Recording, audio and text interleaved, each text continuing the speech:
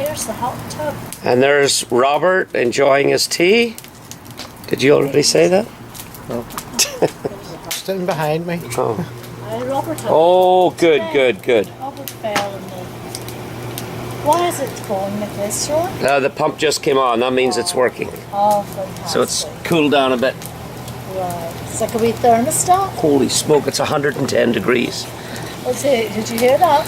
110 degrees, so that's why we couldn't get into it tonight. Too hot. What do you normally say, 100? Huh? What do you normally say, about 100? About 100 is good. You know what the temperature's at? And here we have Moses, you know what the temperature's at in the hot tub? 113? 110 degrees. Huh? It's almost as hot as that. Crap. It's almost as hot as the fire.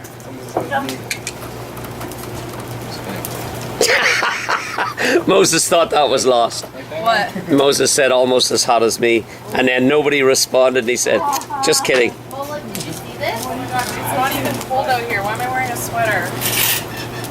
Made a mistake. Moses, put your hand in that hot tub. Thank you, the hot tub. The hot tub on the cruise.